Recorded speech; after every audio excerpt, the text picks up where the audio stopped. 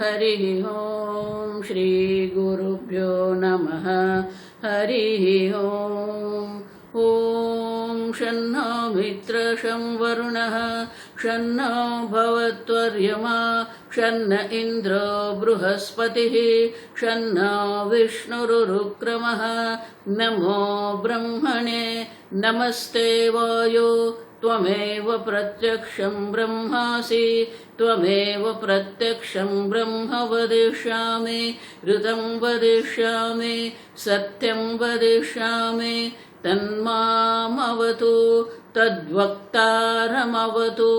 अवतु माम् अवतु वक्तारम् ॐ शान्ति शान्ति शान्तिः ॐ सहनाववतु सहनौ भुनक्तु सह वीर्यं करवावहै तेजस्विनावधीतमस्तु मा विद्विषावहै ॐ शान्ति शान्ति शान्तिः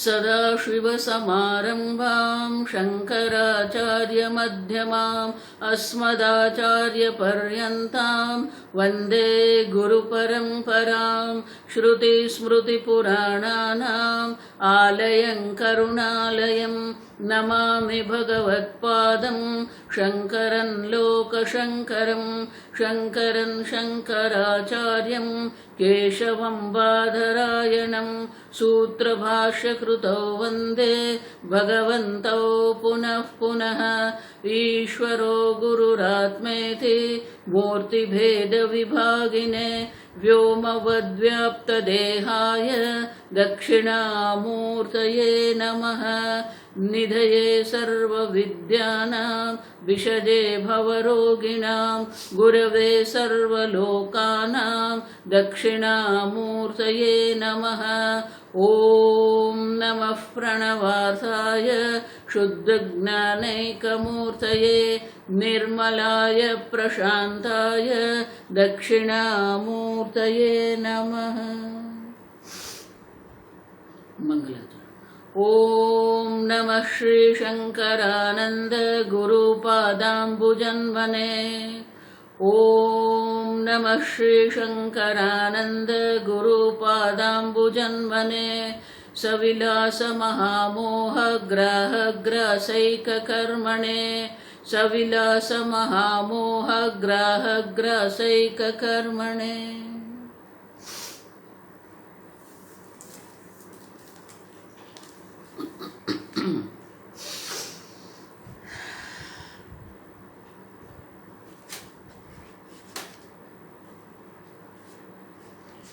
श्लोक नंबर 122 तत्वनिश्चय कामेन न्यायागमविचारिणाम् एकैव प्रतिपत्तिः स्यात् साप्यत्र स्फुटमुच्यते मायान्तु प्रकृतिं विद्यात् मायिनन्तु महेश्वरम् अस्यावयवभूतैस्तु व्याप्तं सर्वमिदं जगत्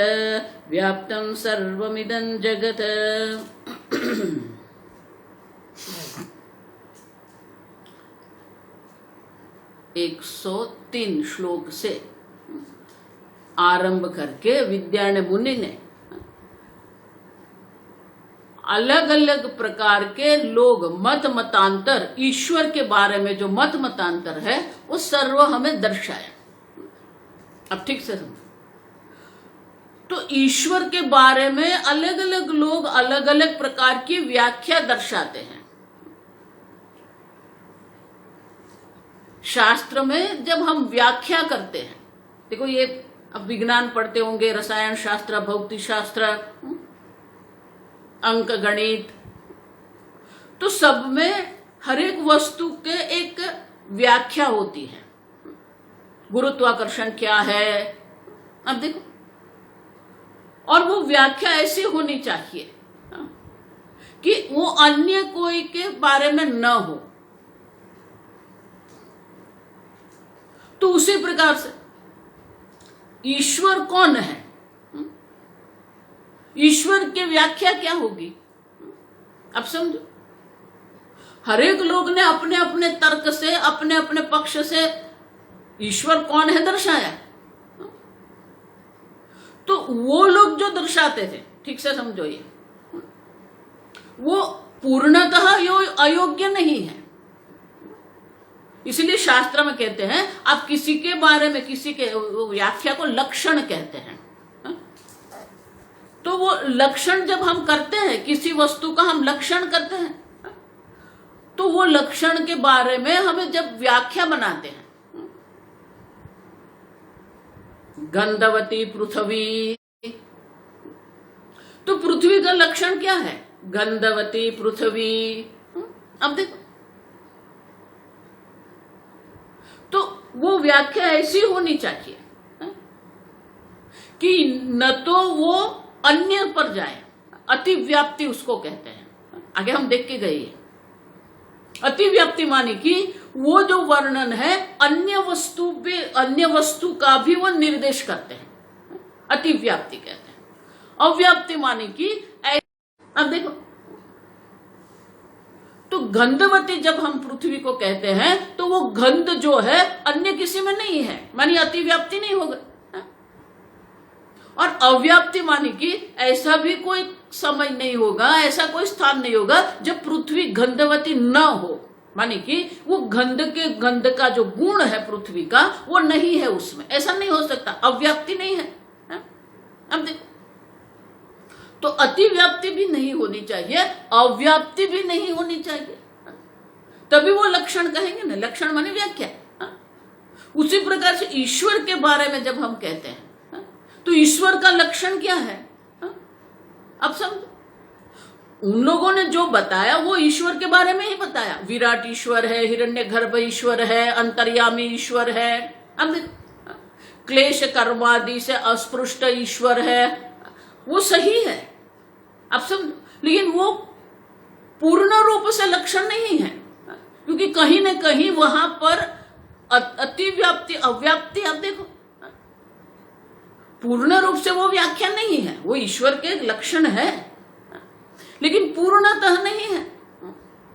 क्योंकि जब कोई कहेगा गणपति ही ईश्वर है, तो क्या शिव ईश्वर नहीं है, विष्णु ईश्वर नहीं है, कृष्ण ईश्वर नहीं है, आप समझते हो।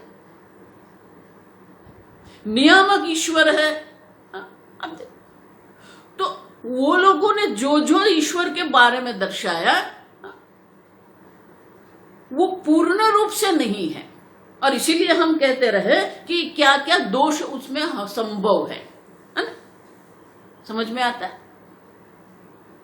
हम भी कहते हैं ईश्वर अंतर्यामी है, हम भी कहते हैं स्थूल शरीर, समष्टि स्थूल शरीर अभिमानी विराट है, समष्टि सूक्ष्म शरीर अभिमानी हिरण्यगर्भ है,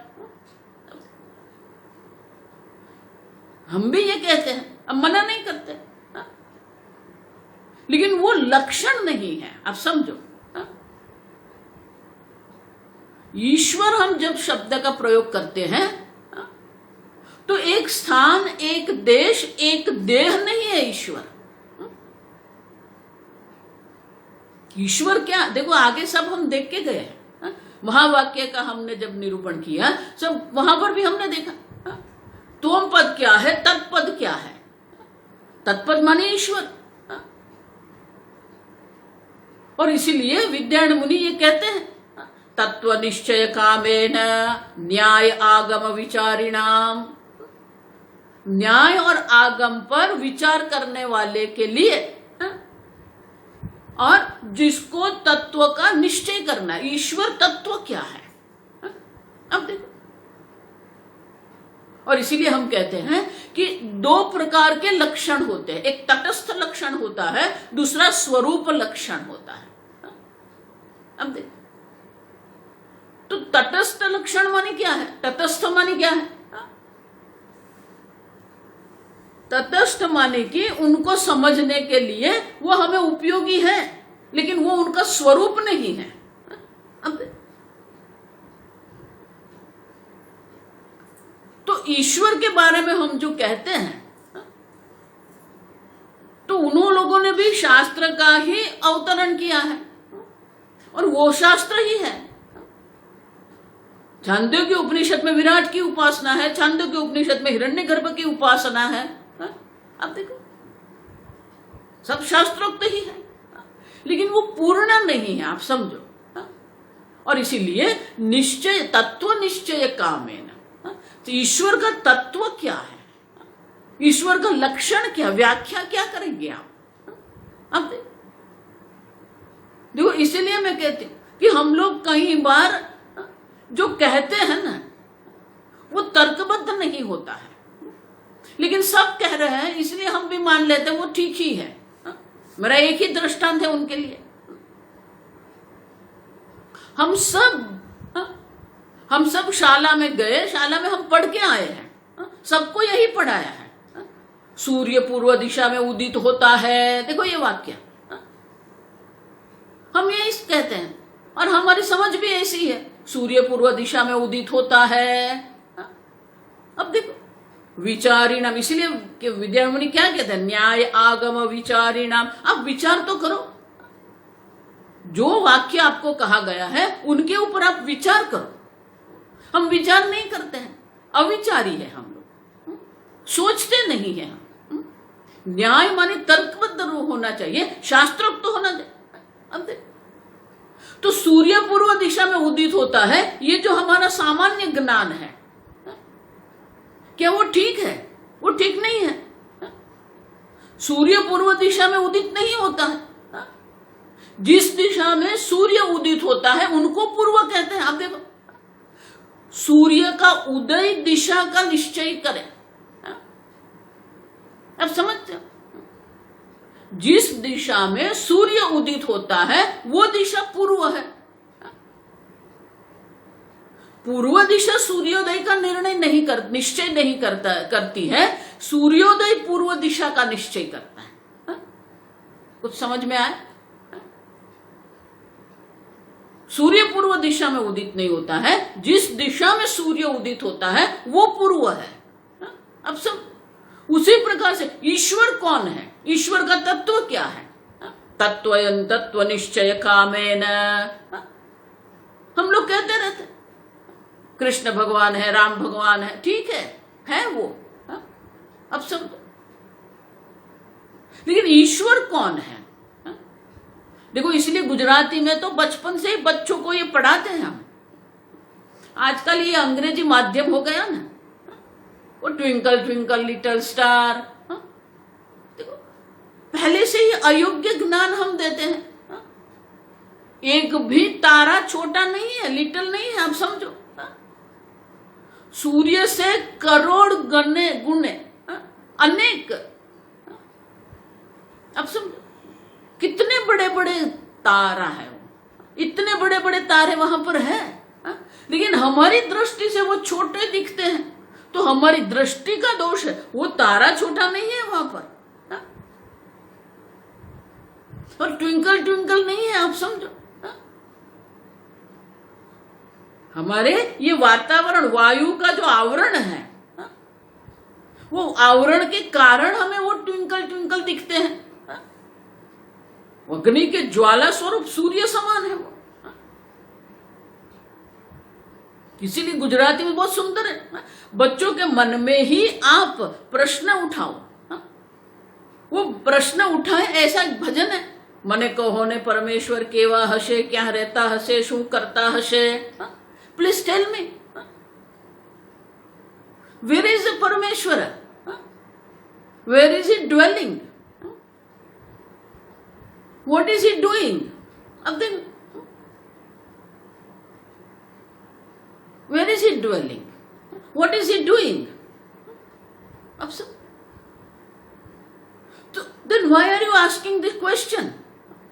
Why are you asking this? Because there should be somebody who, अब सब, what is the keva hashe? What is the swarupa? What is the lakshana of Ishvara? Because so many phenomena we are seeing in this world, which cannot be explained. अब देखो, इतने सारी नैसर्गिक घटना हम देख रहे हैं जो अपने आप नहीं हो सकती है।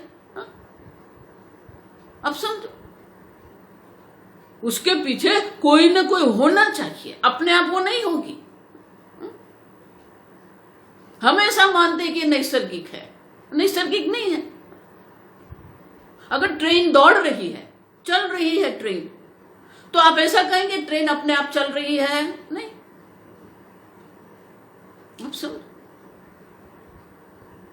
तो बचपन से ही हमारे मन में ये प्रश्न रहना चाहिए कि इतनी सारी नैसर्गिक घटना हम देख रहे हैं, सूर्य है, चंद्र है, तारे हैं, दरिया है, इस सागर है, सागर में भी ज्वार और भाट है। अब देखो कैसे होता है ये सब। ब्लूमिंग द ट्री, अब देखो वृक्ष पर पुष्प आते हैं, पुष्प से फिर फल बनता है, फल से फिर बीज होता है। क्या वो अब सब अपने आप होता है? नहीं। अब देखो, कोई होना चाहिए। और इसीलिए बचपन से हम लोग बच्चे के मन में ये प्रश्न उठाते हैं कि हम इतने सारे, पूज्य स्वामी जी हमेशा कहते हैं बाहर भी है ये, हम सब देख रहे हैं, हम जो अपने आप नहीं हो सकता, उसके पीछे कोई चेतन होना चाहिए। शास्त्र में उसको क्या कहते हैं? संहतानाम परार्थत्व, पर चैतन्य। वो चैतन्य स्वरूप कोई होना चाहिए जिसके पास ये ज्ञान, ये शक्ति है। पहली बार जब मैंने ये सूर्य मंडल के बारे में सुना तो मेरे मन में यही प्रश्न आता था कि ये जो हमारा अनुभव है, कोई भी चीज, कोई भी वस्तु ऐसे हवा में अद्धर तो नहीं रह सकती, वो गिर जाती है। वो बॉल भी आप हवा में रखेंगे, वो नीचे गिर जाएगा। तो मेरे मन में प्रश्न ये आता था कि ये पृथ्वी ऐसे घूम रही, लेकिन पृथ्वी वहां रहे कैसे? अब देखो, who is keeping that earth at that particular point? कौन उसे ऐसे उसे स्थान पर पकड़ के रखता है? कौन उसे घुमा रहा है? वो अपने आप तो नहीं होगा। अब समझो, संहता नाम परार्थत्व, somebody is there, कोई है जो ये सब कर रहे हैं। बाहर भी, ये बाहर जो घटना हो रही है, बाहर जो हम देख रहे हैं, जो अनुभव कर रहे हैं, उसी प्रकार से हमारे अंदर भी जब हम देखते हैं,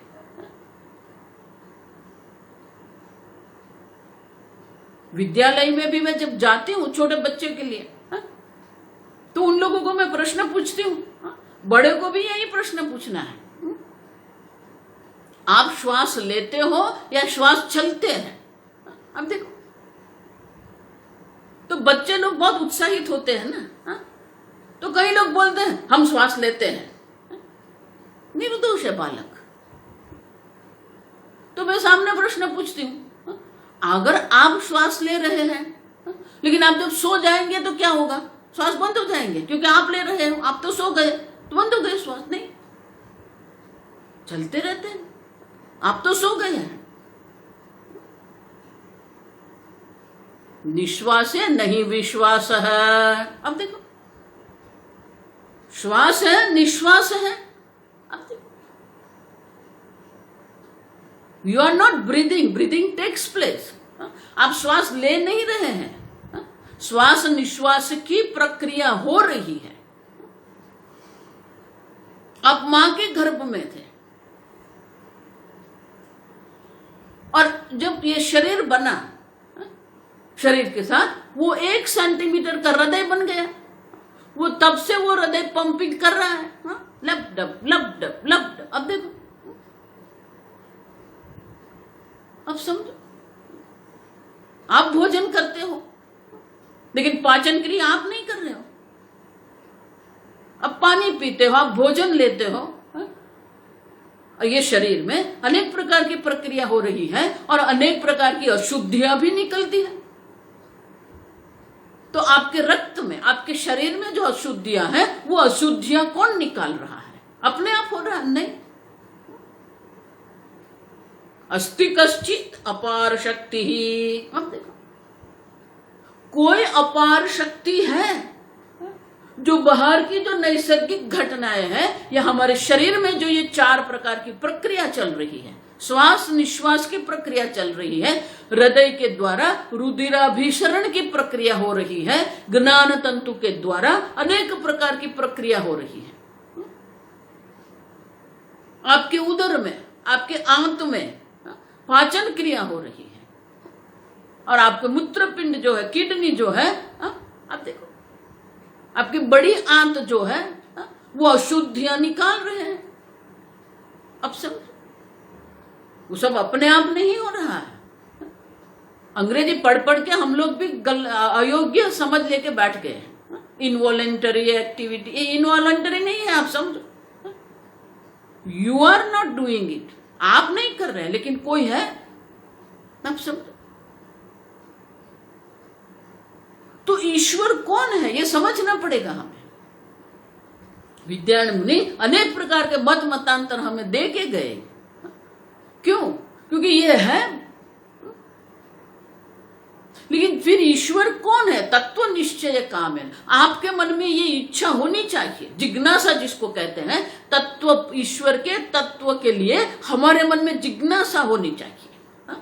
देखो, इसलिए ब्रह्म सूत्र में भी पहला सूत्र क्या है? अथा तो ब्रह्म जिज्ञासा। अब देखो, वो ईश्वर, वो ब्रह्म को जानने की इच्छा हमारे मन में होनी चाहिए।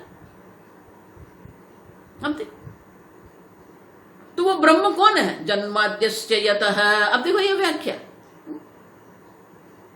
ये लक्षण है ईश्वर का। और इसीलिए आगम विचारिणाम, शास्त्रोक्त विचार जब हम करते हैं, तर्कबद्ध रूप से शास्त्रोक्त विचार जब हम करते हैं, तब ये ईश्वर तत्व का निश्चय होता है। अब समझो, हम अपनी अपनी कल्पना से नहीं कर सकते, अपने अपने मतांतर से हम कोई निर्णय नहीं कर सकते हैं। इसलिए तीसरा सूत्र क्या? शास्त्र योनित्वात्। शास्त्र उनके लिए प्रमाण है। आप समझो, शास्त्र के बिना ईश्वर कौन है आप नहीं जान सकते। अगर शास्त्र के बिना आप अपने आप ही ईश्वर के बारे में निश्चय कर रहे हैं तो वो अयोग्य होगा। और इसलिए विद्यारण्य मुनि कह रहे हैं कि आपको शास्त्रोक्त रूप से विचार करना पड़ेगा, तर्कबद्ध रूप से विचार करना पड़ेगा। अब समझो। और इसीलिए तैत्तिरीय उपनिषद में क्या व्याख्या है? अब देखो, देखो ये बिल्कुल सूर्योदय जैसा ही है। सूर्य पूर्व दिशा में उदित नहीं होता है, जिस दिशा में सूर्योदय होता है वो पूर्व दिशा, माने कि सूर्योदय दिशा नक्की करता है। उसी प्रकार से सब लोग, आप समझो, मात्र वैदिक संप्रदाय में नहीं, अन्य जो धर्म पंथ है, सब लोग एक ही वाक्य बोलते हैं,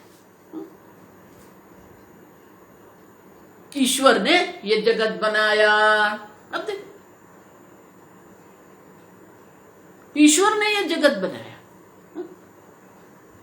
इसलिए शास्त्र क्या कहते हैं? बिल्कुल उल्टा है, ये सूर्योदय जैसा ही है।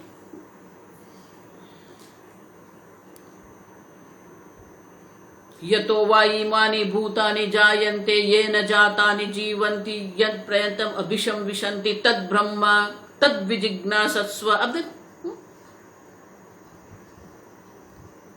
जिससे ये जगत की उत्पत्ति हुई है, जिसके द्वारा ये जगत का पालन हो रहा है, और जिसमें ये जगत का लय हो जाता है, तद ब्रह्म, वो ईश्वर है। अब समझो, ईश्वर ने जगत नहीं बनाया, जिसने जगत बनाया वो ईश्वर है।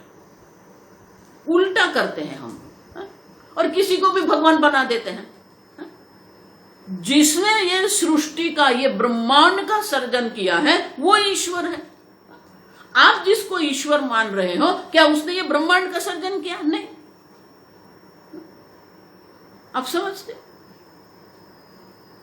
जिसने ये सृष्टि का सर्जन किया है, जो ये सृष्टि का पालन कर रहा है और जिसमें ये सृष्टि का संहार होता है, वो ईश्वर है। और उनको जानने की इच्छा करना, ये हमारे मनुष्य जीवन का लक्ष्य है। तत्व विजिज्ञासस्व। इसलिए शंकराचार्य जी वो पहले अथा तो ब्रह्म जिज्ञासा में कहते हैं कि यहाँ एक और शब्द भी हमें लगाना पड़ेगा, कर्तव्य।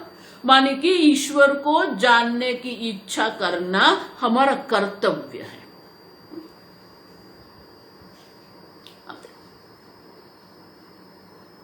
किसको ईश्वर के तत्वों को जानना है? किसी को नहीं। ईश्वर के पास हम ईश्वर को साधन मानते हैं। ईश्वर की कृपा से ये हो गया, ईश्वर की कृपा से वो हो गया। ईश्वर की कृपा से आपका सांस चल रहा है, ईश्वर की कृपा से पाचन क्रिया हो रही है, ईश्वर की कृपा से आपका हृदय चल रहा है, ईश्वर की कृपा से ही शरीर में से अशुद्धियां निकल रही है। वो तो देखते नहीं हम लोग। अब समझ। और इसीलिए विद्यारण्य मुनि कहते हैं एकः प्रतिपत्ति ही स्यात्। अगर हम ठीक प्रकार से सोचते हैं तो एक बात हमारी समझ में आती है कि एक ही प्रतिपत्ति, ज्ञान एक ही होता है। कल जैसे मैंने बताया, ज्ञान में अनेकता संभव नहीं है। आप ठीक से समझो, मतांतर अनेक हो सकते हैं, ज्ञान कभी भी अनेक नहीं होता है। और इसीलिए कहते हैं एकः प्रतिपत्ति ही स्यात्। अब जब ईश्वर के तत्व के बारे में आप इच्छा करते हो और शास्त्रोक्त तर्कबद्ध रूप से आप जब विचार करते हैं तो एक ही ज्ञान होता है। अपि अत्र स्फुटम उच्यते। और शास्त्र में, अत्र मानी शास्त्र में बहुत स्पष्ट रूप से ये दर्शाया है ईश्वर कौन है। देखो, इसीलिए गीता के 7वें अध्याय में, 8वें अध्याय, 9वें अध्याय में भगवान ने अपना स्वरूप दर्शाया है। स्पष्ट रूप से भगवान ने कहा असंशयम समग्रम माम यथा ज्ञास्यसि तच्छृणु। ज्ञान विज्ञान सहितम। अर्जुन, किसी भी प्रकार के संशय के बिना पूर्णतः आप जिस प्रकार से मुझे जानेंगे उस प्रकार से मैं आपको उपदेश करूंगा। अब समझ। तो ईश्वर कौन है ये समझना पड़ेगा। और इसीलिए विद्यारण्य मुनि कहते हैं कि अगर ईश्वर के तत्व को जानने की इच्छा करेंगे तो ज्ञान एक ही होगा, अनेकता संभव नहीं है। और इसीलिए विद्यारण्य मुनि ने ये सब बताया कि अगर आप ईश्वर को ये मानते हो तो ये दोष रहेगा, ये मानते हो तो ये दोष रहेगा। माने कि ये व्याख्या जो है अपूर्ण है, पूर्ण नहीं है, समग्र नहीं है। तो ईश्वर कौन है? ईश्वर कैसे है? मायाम तु प्रकृतिम विद्यात्। इसलिए अगले श्लोक में कहते श्वेताश्वतर उपनिषद का यह मंत्र है। ईश्वरम मायिनं तु महेश्वरम। देखो, माया है वो प्रकृति है, और माया को अपने वश में जो रखता है मायिनं महेश्वरम, वो ईश्वर है, महेश्वर है। तो माया प्रकृति है। अब समझो ये शब्द अभी। माया मानी क्या है? या मा सा माया, जो नहीं है फिर भी जो दिखती है उसको माया कहते हैं। वो प्रकृति है। प्रकर्षेण कृति योग्यत्वात् प्रकृति ही। घड़े की प्रकृति मिट्टी है, ठीक से समझो। क्यों? क्योंकि मिट्टी में घड़े बनने की योग्यता है, कृति योग्यता। घड़े की रचना करने की योग्यता, घड़े बनने की योग्यता मिट्टी में है। तो मिट्टी घड़े की प्रकृति है। पानी से आप नहीं बना सकते। पानी से घड़ा नहीं बनेगा, आकाश से घड़ा नहीं बनेगा, अग्नि से घड़ा नहीं बनेगा, वायु से घड़ा नहीं बनेगा, पृथ्वी से घड़ा बनेगा, मिट्टी से। तो घड़े की प्रकृति कौन है? मिट्टी है, आप समझो। क्योंकि उसको ये घड़े बनने की योग्यता उसमें है। उसी प्रकार से प्रकर्षेण कृति योग्यत्व, ये जगत बनने की योग्यता है माया में। इसीलिए माया को हम प्रकृति कहते हैं। मायाम तो प्रकृतिम विद्यात्। समझ में आता है? तो घड़े की प्रकृति मिट्टी है, और मिट्टी क्या है घड़े के लिए? किसी भी सर्जन के लिए दो प्रकार के कारण आवश्यक है। एक द्रव्य भी होना चाहिए और एक बनाने वाला सर्जक भी होना चाहिए। कुम्हार है वो सर्जक है, बनाने वाला है, और मिट्टी द्रव्य है, मेकर एंड मटेरियल। उसी प्रकार से ये ब्रह्मांड है, तो ब्रह्मांड को बनाने वाला कौन है? और ये बनाने की योग्यता, बनने की योग्यता किसमें है? मायाम तो प्रकृतिम विद्यात्, ये उपादान कारण है। मायिनम तो महेश्वरम, और उनका नियामक कौन है? ईश्वर है। अब समझो, तो माया सहित जो है वो ईश्वर है। मायिनम तु महेश्वरम अस्य अवयव भूतैहि तु व्याप्तम सर्वमिदं जगत मया ततमिदं सर्वम जगद अव्यक्त मूर्तिना। अब देखो, मत्स्थानि सर्वभूतानि, 9वें अध्याय में भगवान कहते हैं संपूर्ण जगत में वो व्याप्त है, क्योंकि जगत का अभिन्न निमित्त उपादान कारण ईश्वर है। और इसलिए ईश्वर की पहली व्याख्या ये होगी अभिन्न निमित्त उपादान कारण। हमारी समझ ये है कि उपादान कारण जड़ होता है और निमित्त कारण, उपादान कारण मानी द्रव्य, और निमित्त कारण जो है उसमें ज्ञान और शक्ति दोनों होते हैं। लेकिन यहां जब संपूर्ण ब्रह्मांड के जब हम विचार करते हैं तो वहां अभिन्न है। निमित्त कारण और उपादान कारण दो अलग नहीं है, एक ही है। अभिन्न माने एक ही है, भिन्न नहीं है। इसीलिए ईश्वर किसको कहेंगे? अभिन्न निमित्त उपादान कारणम ईश्वर है। ये पहली व्याख्या आप समझो। बनाने वाला भी वही है, बनने वाला भी ईश्वर ही है।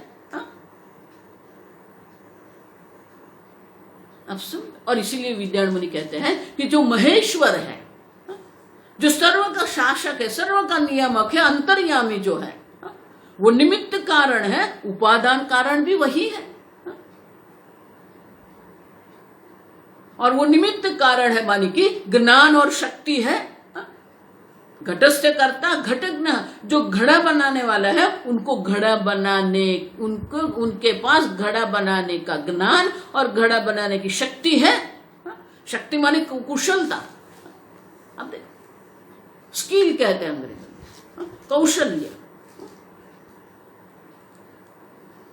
हमारे पास भी मिट्टी है, हमारे पास भी वो चाक है, चक्र है, लेकिन हम घड़ा बनाएंगे नहीं, हमारे पास वो कौशल्य नहीं है। तो शक्ति माने वो कुशलता, स्किल होनी चाहिए हमारे। ज्ञान भी होना चाहिए। ज्ञान मात्र से नहीं होगा, इसीलिए सर्व ज्ञान सर्व शक्ति ईश्वर है, और उपादान कारण भी ईश्वर है। और जहां जहां कार्य होता है वहां उपादान कारण भी होना ही चाहिए। जहां घड़ा है वहां मिट्टी होती ही है, मिट्टी के बिना घड़े की कोई संभावना नहीं। और इसीलिए अभिन्न निमित्त उपादान कारण होने से ईश्वर सर्वज्ञ सर्वशक्तिमान, और क्या है? व्याप्तम सर्वमिदम जगत, संपूर्ण जगत में वो व्याप्त है। देखो, बार बार भगवान गीता में भी यही कहते हैं, एक विशेष स्थान, एक विशेष आकार, एक विशेष रूप, वो ईश्वर नहीं है। हम मानते हैं, राम को भी हम भगवान मानते हैं, कृष्ण को भी भगवान मानते हैं, शिव को भी भगवान मानते हैं, लेकिन शिव मात्र भगवान नहीं है। समझते हो? और इसीलिए भिन्न निमित्त उपादान कारण जो है वो ईश्वर है। समझ गए? ईश्वर ने ये जगत नहीं बनाया है, जिसने ये जगत बनाया वो ईश्वर है। और वो उपादान कारण होने के कारण व्याप्तम सर्वमिदं जगत, संपूर्ण जगत में वो व्याप्त है। एक भी कोई स्थान ऐसा नहीं है, कोई ऐसा काल नहीं है, कोई ऐसा नहीं है जहां पर ईश्वर नहीं है। आप समझो, विचार नहीं करते हम लोग। अगर ईश्वर नित्य है तो अभी होने चाहिए, अगर ईश्वर व्यापक है तो यहां होना ही चाहिए, और ईश्वर व्यापक है तो आपसे भिन्न नहीं होना चाहिए। अगर वो आपसे भिन्न है तो वो व्यापक नहीं रहेंगे, तो सर्वव्यापक है, सर्वज्ञ, सर्वशक्तिमान, सर्वव्यापक ईश्वर है। हम एक मनुष्य को ईश्वर बना के रख देते हैं, उसका मंदिर भी बना देते हैं। और भगवान इतने कृपालु, दयालु है, मायालु है। आप देखो, गीता में भगवान कहते हैं आप जिस जिस रूप में मुझे पूजते हो उसी रूप में मैं आपको कर्मफल देता रहता हूं। ये भगवान की कृपा है। लेकिन वो भगवान नहीं है, आप समझो। सर्वज्ञ, सर्वशक्तिमान, सर्वव्यापी ईश्वर है, अभिन्न निमित्त उपादान कारण ईश्वर है। और इसीलिए विद्यारण्य मुनि कहते हैं कि इस प्रकार से ईश्वर को समझना पड़ेगा। श्रुति माता यह कहती है, मायां तु प्रकृतिम विद्धि मायिनम तु महेश्वरम अस्य अवयव भूतैः। अवयव, अवयव माने अंश।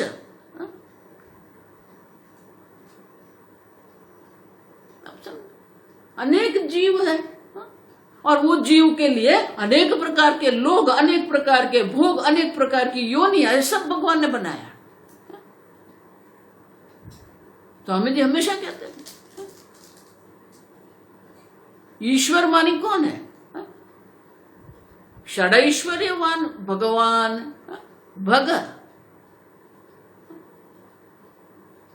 धनवान, जिसके पास विपुल प्रमाण में धन होता है उसको धनवान कहते हैं। गुणवान माने कि वो गुणों का खान है, अब देखो गुणों का भंडार है, उसको हम भगवान कहते हैं।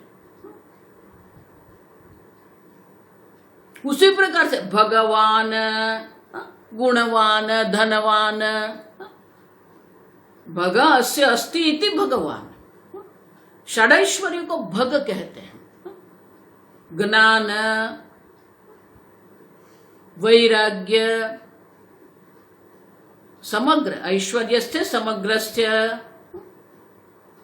समग्रस्य संपूर्ण ब्रह्मांड का जो शासन करता है, ऐश्वर्य शासन, ज्ञान पूर्ण ज्ञान है, वैराग्य पूर्ण वैराग्य है, श्री संपत्ति, वीर्य बल, समग्र, समग्र माने पूर्णतः। हम में भी ये 6 हैं, हमारे पास भी ज्ञान है, हमारे पास भी संपत्ति है, हमारे पास भी वीर्य बल है, हमें भी किसी किसी का शासन करते हैं।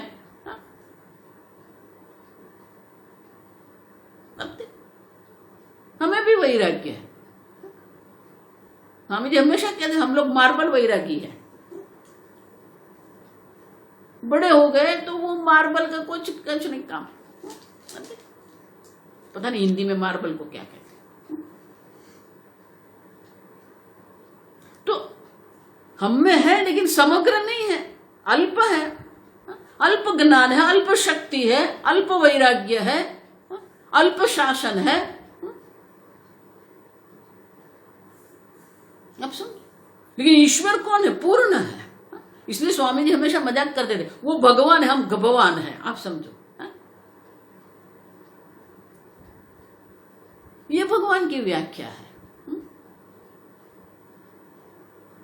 संपूर्ण जगत का जो शासन करता है, जो ज्ञान, वैराग्य, श्री, वीर्य सबसे युक्त है। लेकिन एक व्यक्ति को हम भगवान बना देते हैं और फिर उसके पीछे ऐसे पागल बन के रहते हैं और अपने को मानते हम धन्य हो गए स्वामी जी। धन्य हो गए। अविचारी है ये, शास्त्रोक्त रूप से देखो। जिसने ये जगत बनाया, जिसके द्वारा ये जगत का संचालन होता है, पालन होता है, और जिसमें ये जगत का लय होता है, वो ईश्वर है। वो ईश्वर को जानने की इच्छा करना है। लेकिन गीता में भगवान कहते हैं मानुषिम तनुमाश्रिता मोहितम नाभिजानाति। सब मोहित हुए हैं, नाम रूप में हम ऐसे मोहित होकर बैठ गए हैं, राग द्वेष में ऐसे मोहित होकर हम बैठ गए हैं कि एक मनुष्य शरीर को ही ईश्वर मान के बैठ गए हम लोग। मानुषिम तनुमाश्रिता।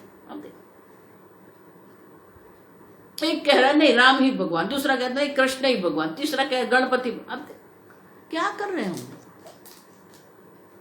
और इसलिए विद्यारण्य मुनि कहते हैं कि तत्व निश्चय अगर आपको करना है तो शास्त्र के आधार पर, तर्क के आधार से आप चलो, और वो देखेंगे तो ये समझ में आएगा कि अभिन्न निमित्त उपादान कारण ईश्वर है, और वो ईश्वर सर्वव्यापी है। एक देश एक स्थान में ईश्वर संभव नहीं है। अब देखो, व्याप्तम सर्वमिदं जगत, संपूर्ण जगत में व्याप्त है। कोई ऐसा स्थान नहीं जहां ईश्वर नहीं है, कोई ऐसा काल नहीं जब ईश्वर नहीं है। सर्वत्र सर्वदा ईश्वर है। और इसीलिए इस प्रकार से ईश्वर को हमें समझना है। व्याप्तम सर्वमिदं जगत, श्वेताश्वतर उपनिषद में इस प्रकार से ईश्वर का वर्णन है। तैत्तिरीय उपनिषद में भी है, मुंडक उपनिषद, सर्वोपनिषद में ये चर्चा। आप मानो एक जगह पर नहीं है, अब समझो। और इसीलिए आगे विद्यारण्य मुनि स्वयं कहते हैं, अगला श्लोक, इति श्रुत्यनुसारेण इति श्रुत्यनुसारेण न्यायो निर्णय ईश्वरे तथा सत्य विरोध स्यात् स्थावरांतेशवादिनाम् इति श्रुति अनुसारेण। इस प्रकार से श्रुति के अनुसार और न्याय्य माने तर्कबद्ध रूप से, निर्णय ईश्वरे, ईश्वर के बारे में ये निर्णय, ये निश्चय हम कर सकते हैं श्रुति और तर्कबद्ध रूप से। तथा सती, ऐसा होने से अविरोधः स्यात्। अब देखो आगे मैंने कहा वो लोग जो कह रहे हैं वो पूर्णतः अयोग्य नहीं है, लेकिन उसमें क्या है, अल्पता है। आप देखो, और इसलिए विद्यारण्य मुनि कहते हैं ऐसा अगर हम ईश्वर को समझते हैं तो आगे जितना भी स्थावरांत से, पीपल के वृक्ष से आरंभ करके अंतर्यामी तक आप सबने जो बताया है उससे कोई विरोध नहीं होगा। समझ में आ गया? सत्य तथा सत्य अविरोध, वो भी ईश्वर ही, अंतर्यामी भी ईश्वर है, विराट भी ईश्वर है, हिरण्यगर्भ भी ईश्वर है, गणपति भी ईश्वर है, विष्णु भी ईश्वर है, उसमें कोई विरोध नहीं है। आप समझो। लेकिन अगर आप व्याख्या करते हैं, लक्षण करेंगे तो ये अयोग्य हो जाएगा। इसी को ईश्वर अगर आप मानेंगे तो वो अयोग्य हो जाएगा। मिट्टी से घड़ा बना है, लेकिन मिट्टी घड़ा मात्र नहीं है, घड़ा मिट्टी है। समझ में आता है? घड़ा मिट्टी है, लेकिन मिट्टी घड़ा मात्र नहीं है। मिट्टी और बहुत कुछ हो सकता है, बहुत कुछ हो सकती है वो। उसी प्रकार से विराट ईश्वर है, लेकिन ईश्वर विराट मात्र नहीं है। गणेश ईश्वर है, लेकिन ईश्वर गणेश मात्र नहीं है। समझ में आया? और इसीलिए विद्यारण्य मुनि कहते हैं तथा अविरोधः स्यात्। और इसीलिए आप सबने जितने भी ईश्वर के बारे में दर्शाया उनसे हमारा कोई विरोध नहीं है। लेकिन अगर उसी को आप ईश्वर मानते हो या उसी को आप ईश्वर की व्याख्या समझते हो तो उसमें दोष है। और इसीलिए कहते हैं तथा सती अविरोधः स्यात् स्थावरांतेशवादिनाम्। और इसीलिए हमें इनसे कोई विरोध नहीं है। हम भी ईश्वर को विराट मानते हैं, हिरण्यगर्भ, गणेश, शिव, विष्णु सब मानते हैं। लेकिन अगर ईश्वर की आप व्याख्या करेंगे, ईश्वर के तत्व का अगर आपको निश्चय करना है तो यही हो सकता है अभिन्न निमित्त उपादान कारण ईश्वर है। ईश्वर ने जगत का सर्जन नहीं किया है, जिसने जगत का सर्जन किया है वो ईश्वर है। और अगर वो ईश्वर अभिन्न निमित्त उपादान कारण है तो सर्वज्ञ, सर्वशक्ति, सर्वव्यापी ईश्वर है। आप समझ, एक स्थान एक आकार ईश्वर नहीं है। अंदर राम ही, बाहर राम ही, जहां देखो तहां राम ही राम ही। जागत राम ही, सोवत राम ही, सपनों में भी देखूं राजा राम ही। गुरु कृपा अंजन पायो मेरे भाई, जहां देखूं तहां राम ही राम। कोई एक स्थान ईश्वर नहीं है, कोई एक स्वरूप ईश्वर नहीं है, कोई एक रूप ईश्वर नहीं है। सर्वज्ञ, सर्वशक्तिमान, सर्वस्वरूप ईश्वर है। और इसीलिए एक व्याख्या बना के ईश्वर को मर्यादित करना अयोग्य है। लेकिन जितने भी आगे स्थावरांतेषु, स्थावर तक, जितने भी अंतर्यामी से आरंभ करके स्थावरांत तक जो भी कहा है वो भी ईश्वर ही है, लेकिन वो ईश्वर मात्र नहीं।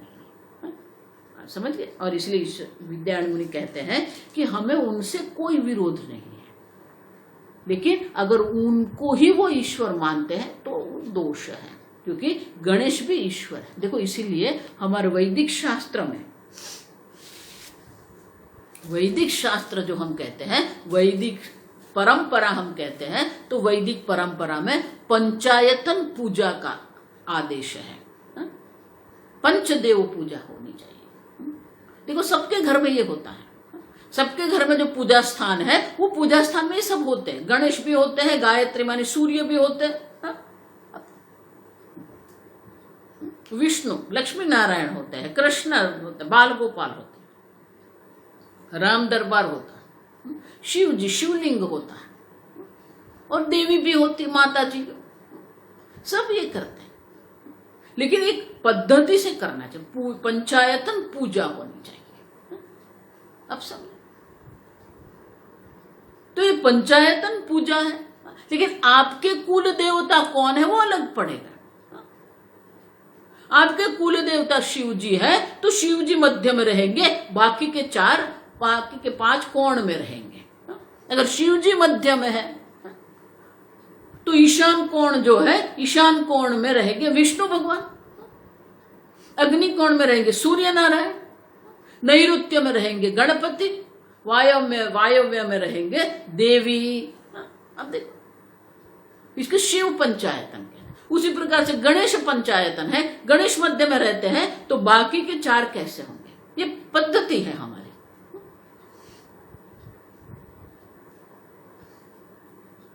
शिव पंचायतन है, विष्णु पंचायतन है, देवी पंचायतन है, सूर्य पंचायतन है और गणपति पंचायतन। पूजा जब हम करते हैं वो गणेश क्या है तो फिर गणपति मध्य में होंगे, लेकिन बाकी 4 की पूजा नहीं करना है ऐसा नहीं है, सबकी पूजा करना है। इसीलिए पंचायतन पूजा है। अहमदाबाद स्वामी विदितात्मानंद जी ने बहुत सुंदर पुस्तक निकाला है, पंचायतन पूजा, बहुत सुंदर है। वो पंचायतन पूजा है। अब हम ये हिंदी में भी कर रहे हैं कि हम घर में करते हैं, लेकिन एक अपने अपने हिसाब से करते रहते हैं, लेकिन उनकी पद्धति है। तो हम ईश्वर को मानते हैं लेकिन मानते नहीं हैं। आप समझो, आगे सब आएगा। देखो, 7वें अध्याय में इसलिए भगवान कहते हैं असंशयम समग्रम माम यथा ज्ञास्यसि। ज्ञास्यसि माने जानेगा, माने कि ईश्वर मान्यता का विषय नहीं है, ईश्वर ज्ञान का विषय है, और ज्ञान एक ही होता है, एक प्रतिपत्ति स्यात्। ईश्वर को मानना नहीं है, ईश्वर को जानना है, वो हमारे जीवन का लक्ष्य है। ईश्वर को जानने की इच्छा करना ये हमारे जीवन का कर्तव्य है। ईश्वर को जानो, ईश्वर के तत्व को जानो, और इसके लिए ही शास्त्र अध्ययन है। देखो, इसलिए मैं हमेशा कहती हूं हमारे जीवन का लक्ष्य ईश्वर है। ईश्वर का ज्ञान प्राप्त करना ये हमारे जीवन का लक्ष्य है। लेकिन हम बहुत कुछ जानते रहते हैं, लेकिन ईश्वर को जानने में हमें कोई रुचि नहीं है।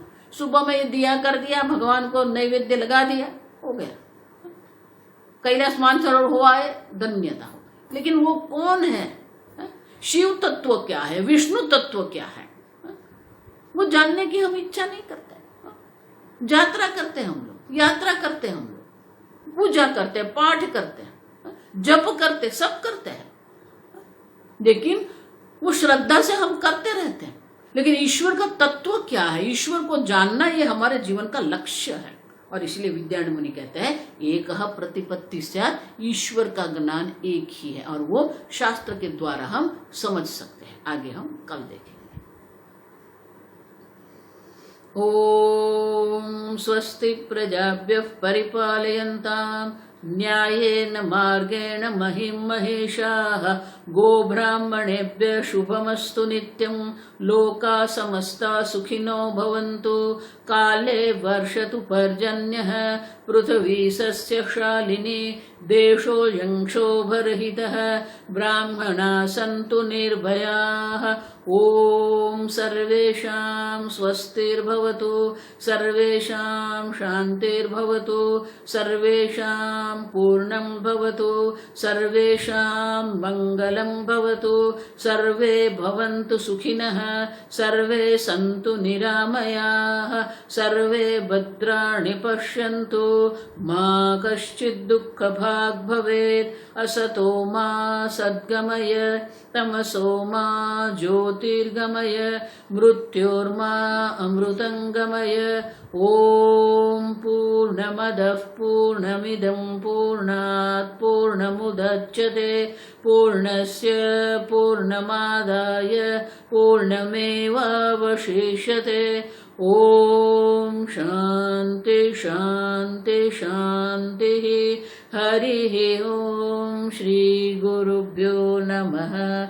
हरिः ओम।